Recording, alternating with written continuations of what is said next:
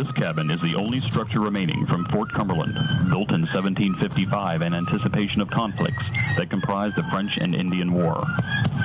This one-room structure was George Washington's headquarters during his first military commission, when, as a 23-year-old lieutenant colonel in the colonial Virginia militia, he was appointed aide-de-camp to British General Edward Braddock. Documented history testifies to at least 17 occasions when George Washington was present in the region, now known as Allegheny County, and many were associated with this cabin headquarters.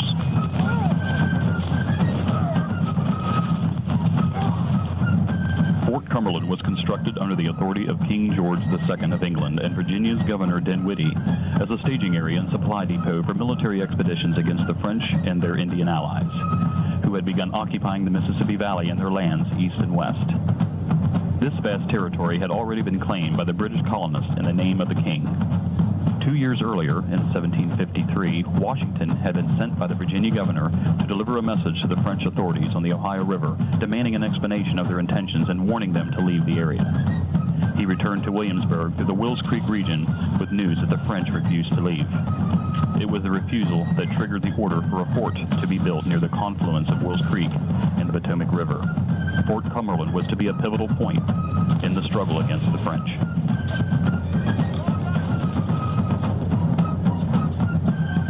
Construction first began in 1754 along the banks of Wills Creek, which flows immediately behind the present site of the cabin.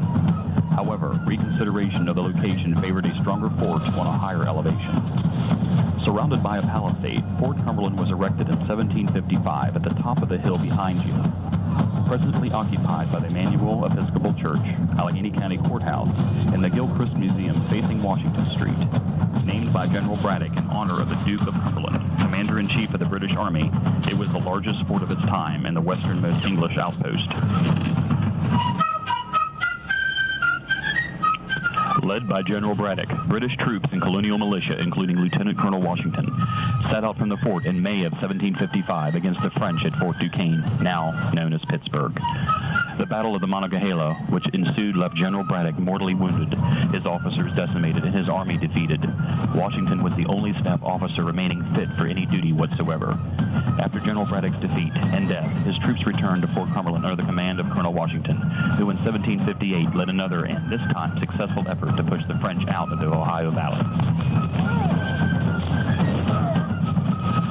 After the end of the French and Indian War, Fort Cumberland was de-garrisoned in 1765 and turned over to Maryland's colonial governor. It was not used again as a military post until October of 1794, when during Washington's second term as president, he returned for the last time to inspect and review several thousand federal troops assembled to march against and put down an insurrection by Pennsylvania farmers known as the Whiskey Rebellion. Those farmers were refusing to pay a lawful tax levied on the whiskey they produced, and were doing violence against the tax collectors. President Washington reoccupied this cabin as his headquarters, on this occasion while performing in uniform his role as Commander-in-Chief of the United States Army. Following the successful quelling of the Whiskey Rebellion, Washington never again performed military maneuvers as Commander-in-Chief nor ever again wore his uniform. Thus, he both began and ended his military career right here in this place and in association with this cabin.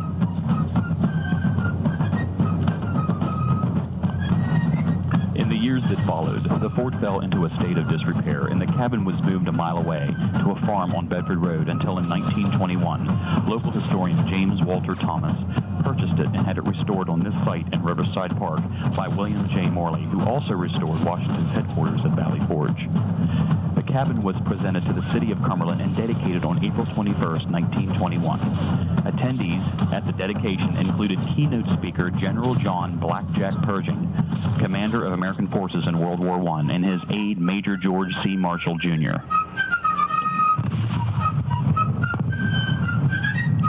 In 1934, Mrs. John A. Finley, the regent of Cressap Chapter Daughters of the American Revolution, became the first official host at the cabin. Cressap Chapter members have proudly served as the official hosts at the headquarters since that time and have maintained the historic artifacts and appointed the interior with other antique and reproduction furnishings to present the cabin as George Washington's earliest military headquarters and home away from home.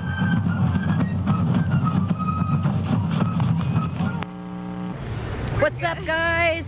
We are going to George Washington's headquarters. I'm going to take Henriette to show her. essential stuff. We can go down here by the signs first. Trying to make you guys a few videos while I'm here. Tyler's off with his pap, helping his pap. And I only have 4 days here, so not getting a whole lot of videos in.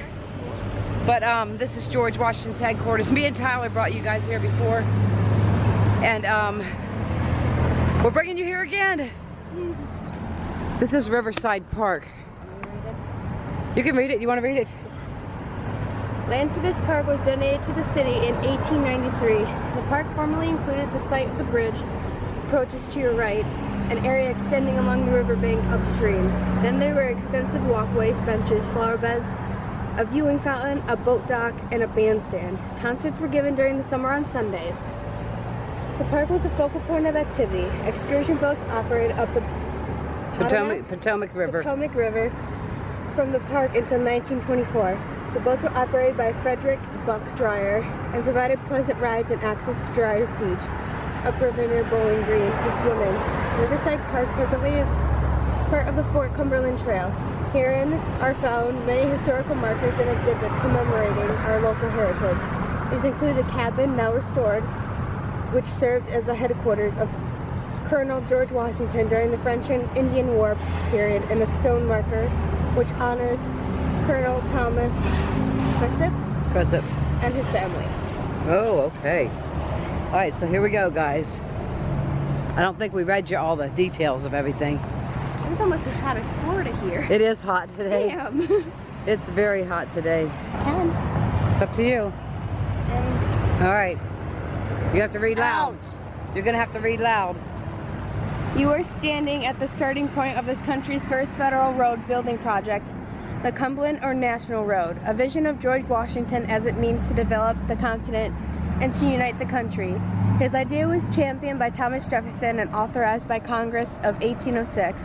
Actual construction work began in the summer of 1811.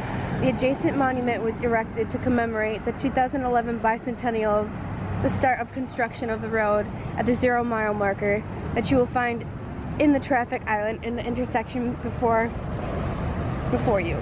The flags surrounding the monument represent each state that the road traverses and the official U.S. flag of 1811.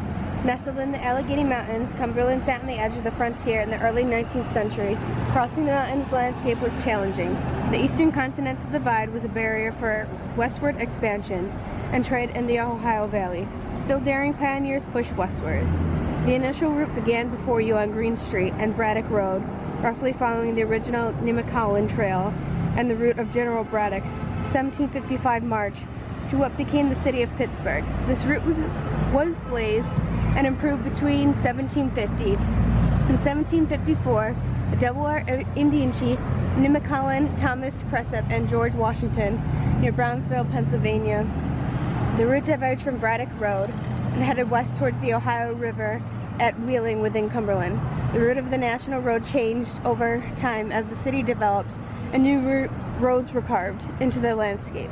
In 1833, the official route shifted to Mechanic Street to take advantage of the improved passage through the Narrows. Easily first among the several through highways running west from the Atlantic seaboard and ranking with the Santa Fe and Oregon trails of the far west is the Old National Road, which, though completed as a government project only from Cumberland, Maryland to Wheeling, then Virginia, now West Virginia, was connected up with older pikes from Baltimore, Frederick, and Hagerstown, and subsequently with the newer lines west of the Ohio River, marking for all time the shortest and most natural way for road travel, from Tidewater and Chesapeake Bay to the junction of the Mississippi and Missouri rivers at St. Louis, Missouri. Robert Bruce, 1916. Wow. That was a lot of reading. That was. That's why I said you didn't have to read it. All right, guys. I can't even see in my camera. The sun is so bright. This was a monument. But this monument wasn't here for a long time. It says 1811. I don't remember it being here that long. Look at all the names. Oh, yeah. This is like the walk. Stringer House. Yeah, this is what the May Stringer House is going to do. It's like the walk. You can put your names on there. There's one down there, too. That's really cool. Yes, there is. Now, this right here, what was this? Oh, this is the George Washington River Park. All right. Look, guys, there's George Washington's headquarters. It is. You know, when I first moved here, you was able to do tours. You can go in there? When I first moved here, you was able to, but people vandalize stuff and destroy stuff, so they ruin it for everybody. They do.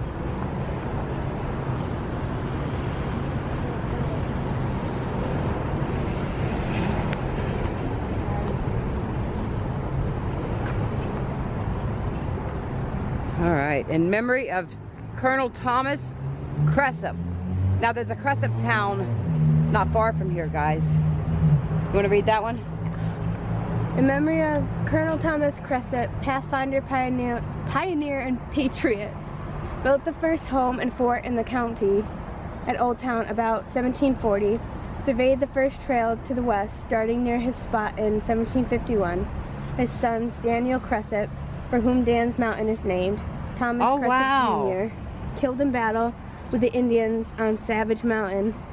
Michael Cressap, captain in Dunmore's War, 1st Captain Rifle Battalion's Revolutionary War, whose grave is in Trinity Churchyard, New York City. Whoa.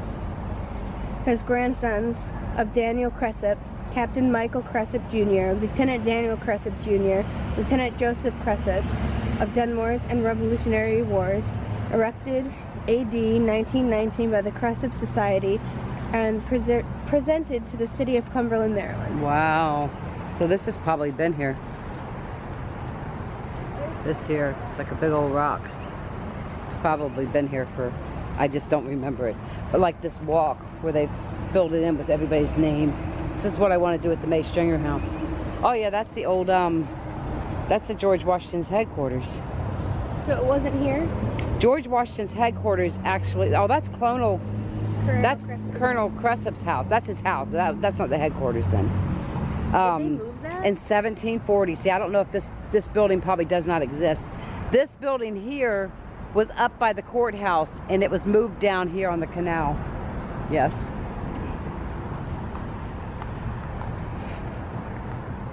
Go on over. All right, guys, we're gonna let her go on over to George Washington's house.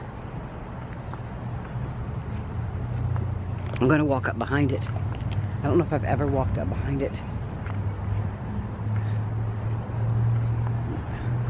But there used to be a button you could push and it would have look, it's got electricity. It had a saying, like it would tell you about it. I don't know if you can push that button anymore or not. I don't think you can.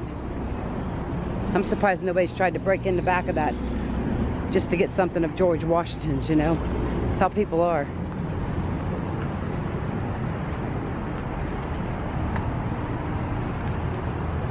Look up here. You can't see in very well. Oh, too bad we can't see in. Nope. Cannot see in. We parked over across the street at my old eye doctor. Here's another colonel in honor of Colonel Joshua Fry.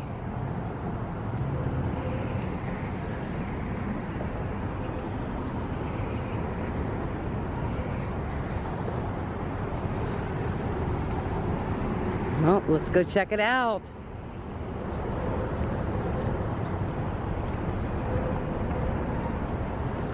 What do you think? His head scared the crap out of me. You can walk around the building.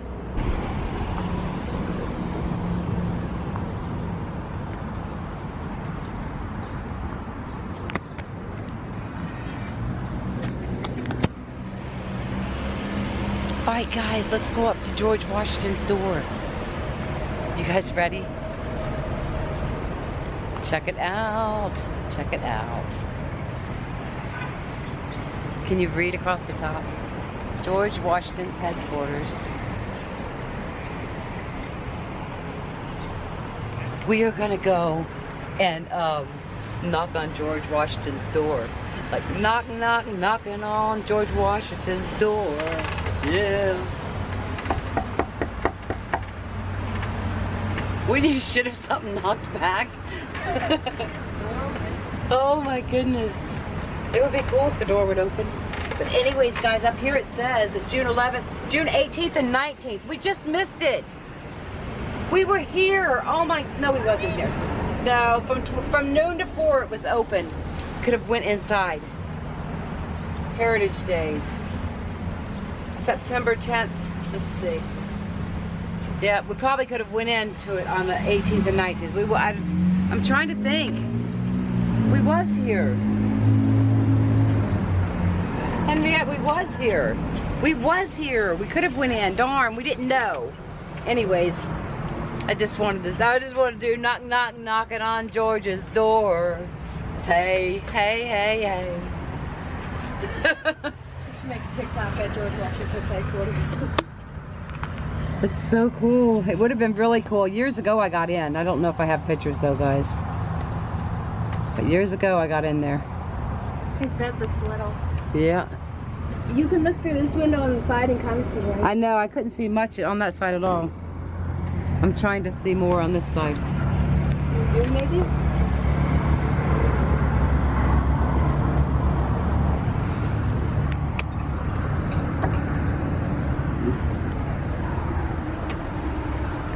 She didn't have curtains. If you didn't want people coming, you just put this over. I guess. I guess. What else is this?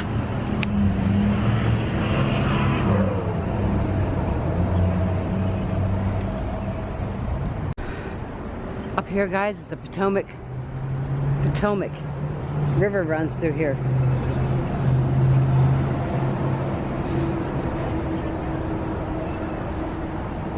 And it runs down that way, and then there's a waterfall. There's a train depot across the way. What'd you guys think of George Washington's headquarters? Let me know in the comments below. If you're ever in Cumberland, come on over here and check it out. Cumberland, Maryland, guys.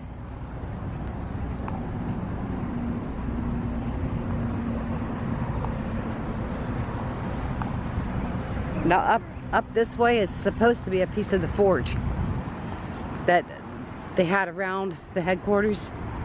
We're going to walk up and check it out.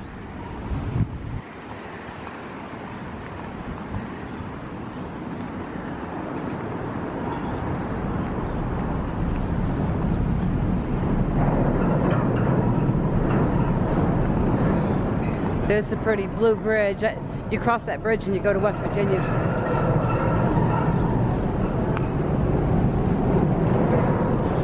This right here is supposed to be part of the fort, the original pieces. I don't know why that's all they got to save. Let's see how it was all the way around. It was around that house? I believe it was around the fort, yes, but I'm not positive. You want to read it? Can you read it loud enough? Most of the early frontier forts were of the palisado type. Before you is a small sample of this type of construction. A palisade is a fence of pales or stakes set firmly on the ground.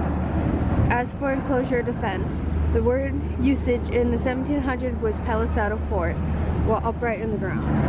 Fort Cumberland and Fort Necessity were palisado works. Fort Necessity near Uniontown, Pennsylvania is a fully reconstructed palisado fort. The original fort that was built under Colonel Washington's supervision as he fought his first major engagement there. Washington later commanded a whole string of frontier forts along the Virginia frontier from Fort Cumberland to Fort Dwindy? Okay. Fort Cumberland was outermost point of defense. Most of Fort Cumberland was a palisado work, all but the bastioned work at the western end. The palisades were logs cut into length of 18 feet and buried in the ground to a depth of 6 feet, forming a closed wooden wall 12 feet high. The logs were spiked together with leather strips and metal pins on the inside, and the wall was pierced with openings for firing from within. There were loopholes with small arms fire along the fort's entire face, and embrasures, large openings for cannon, along bastion walls. The logs of the palisade came to a point at the top. Timber was readily available in those days for general building purposes and was utilized for defensive structures as well. The areas below the fort bluff, along the streams where you stand, was wooded. Other forts were built in the South Branch Valley, at Frankfort, Fort Ashby, at the Winchester, Fort Loudoun. Inside the stockade, wooden barracks and other buildings were built to furnish quarters and facilities for 200 men and the company officers. 27 barracks, 16 by 20 feet, were built for the enlisted men and 5 barracks for the officers. Additional barracks were constructed outside the main fort between present Prospect Square and Smallwood Street. So this is part of the fort. They had holes in it to like shoot through. Different sections where they could shoot through. Now, we could walk across the bridge and go to the railroad, but we're running short on time. We definitely wanted you to see George Washington's headquarters.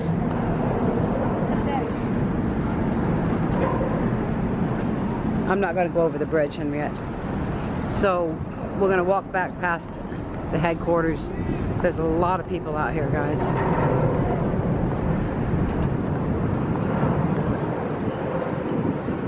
George Washington headquarters is really, really cool. I definitely wanted you guys to see it. We are going to drive you up to the courthouse where it actually sat. It used to sit up behind, see that church steeple right there? It used to sit up behind that. That was part of the property for the fort. And now under that church, someday hopefully I get to go in it, there's a bunch of tunnels underneath the church. So I'm not sure where the tunnels take you to, but there's tunnels. I don't think we're going to get to do it this time. This was a very short trip, guys. Anyways, bye, George. You guys can say that you knocked on George Washington's door with me. All right, let's go over to the courthouse. Guys, I want to show you something. This is Green Street in Cumberland, Maryland. And one day we was driving down the road, and you're never going to guess who we saw walking down this street. It was on that side of the road.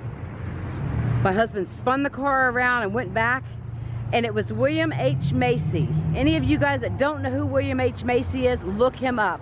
His daddy, he grew up in Cumberland, Maryland. His daddy was from here. So check that out. But we got to meet William H. Macy on this street, like right down there before the Purple House. It is pretty cool.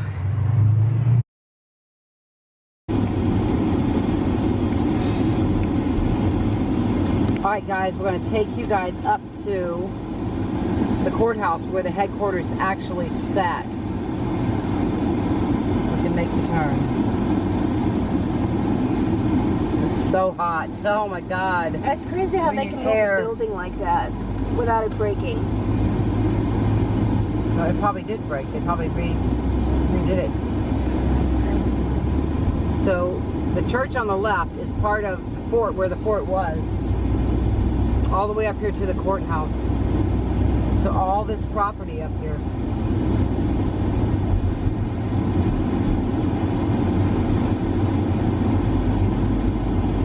Wow. The courthouse is right here on the left, and the signs, we'll get out and read the signs. I gotta turn around and find a parking space. We're gonna have to park on the road. Yes, it's the only place to park in Cumberland. It's on the road. Damn. Only place to park. That's stinky. Original site. That's one of the sides. And I probably have it, but we'll do it again. You don't have it. Oh, if I could have just went right there. Is this like a wheelchair spot or not? Doesn't look like it. I'm gonna have to back in. Look at these hills.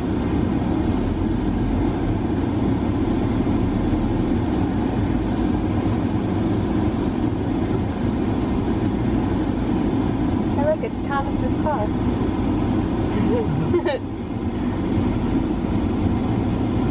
Damn, I did good. I haven't parallel parked since I lived here. Good job. I did good. Didn't hit nothing. Oh my God, I'm sweating so bad. Look at the churches, guys. I love all the steeples. All right, let's go up and see where the headquarters originally sat. All right, guys, up here, there's so many signs. Fort Cumberland Trail. See, there's so many of them. I'm gonna try to get pictures of these for you. I don't know if I got pictures of these last time. All right. So up here, it says the parade ground of Fort Cumberland.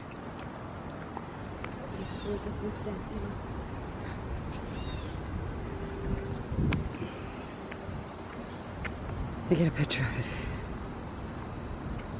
Do you want to read it? The parade ground of Fort Cumberland occupied this site in 1755. Here the Indian envoys were received before Braddock left for his defeat. In 1756 to 58, the garrison under Colonel Washington was still reviewed here. Wow, I wonder what's on the other side. Same thing on this side.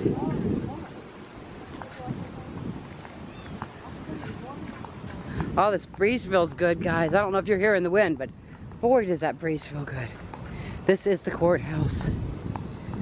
This place is supposed to be haunted, but I know that they've had many investigations over there in the library. The library is definitely known as haunted. Down in the basement, they've had you can look that up.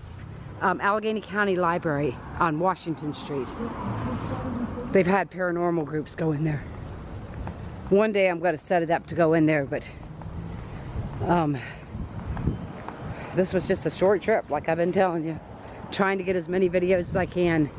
I have a really stupid question. She has a stupid question. Is the Washington near Maryland the Washington, D.C., or is there a different Washington? Yes, it's the same one. Okay. Okay. On this site originally stood the headquarters of George Washington, since removed to Riverside Park. He was entertained at David Lynn's house, which later occupied this site, when he came here in 1794 to review the troops during the Whiskey Rebellion. Wow, so guys, this spot right here, where the courthouse sits now, is where George Washington's headquarters originally sat. And part of the headquarters was part of that church down there. So it all originally sat. Now this courthouse is pretty old. Let's go see if we can get a date on it. It's pretty old. I've been to court in here many a times, guys. When I got custody of the kids, when I was when the kids went back to live with their mom. Let's see. This site Act 1833, so that was way after George Washington's headquarters. Wow. Listen. I didn't know they still did that. What time is it? Probably 3. Oh, how beautiful. Pretty. Oh, it was beautiful. That was cool. Okay, so, oh, it's still gonna go. 1, 2, 3.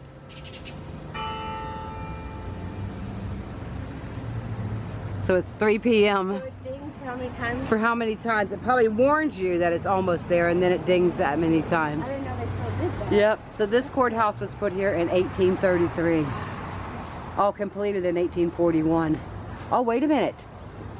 This is the second courthouse was 1833. The third courthouse was 1872. Burned January 5th of 1893. Present courthouse completed in 1894. Can you believe that? Every single old courthouse burnt down. Like they're hiding something. It's like history's no longer because they all burnt down. But look at the way this is built. Let me back up. It's beautiful. It's like 1896. Look at the detail on the front of the courthouse. I mean, look at the faces in the you see the faces? Let's see if I can. All right, guys, look at the detail. You can see little faces up in there. So cool. But back in the day, they put a lot of detail to buildings. I'm going to back up so you guys can really see this building. And I'll get pictures so that you can zoom in on them.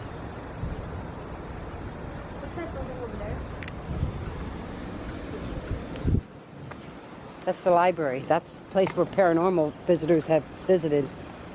Look at that tower. This is cool. Yeah. We'll wait till they get inside. Look up there, guys. Look up there. Oh, wow. It's so pretty. It's so pretty. It's crazy to think that someone went up there and carved all that by hand. It was when it was built. Like, the detail is amazing.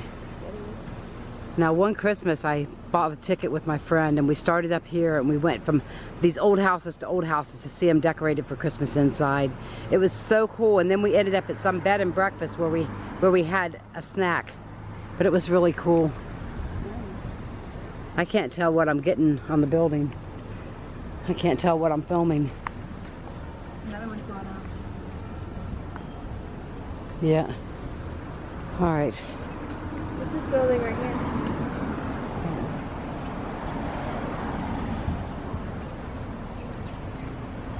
Look way up there. I've been up on the 3rd floor. You can get up there? I've been, like, when we went in for mediation or something. There.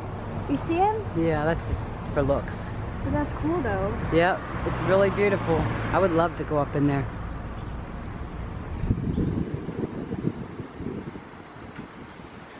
All right, guys. This is actually where the headquarters sat. Pretty cool, huh? It's pretty cool.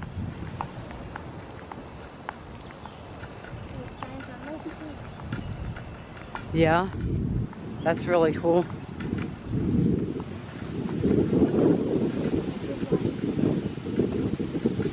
No, that's not George Washington. What's he got in his hand? His hat. Oh, his hat, yeah. The stuff on his face makes him look like he's crying. Look at the detail there, guys.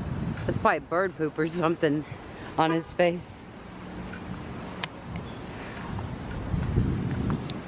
October 5th, 1893. So that's probably when the last one was built. We just seen it up there. Oh, I know one thing. This breeze feels so good. Alright, guys. I hope you enjoyed this video of George Washington's headquarters and the site where it originally sat, the courthouse. We're going to go make you guys another video. Peace.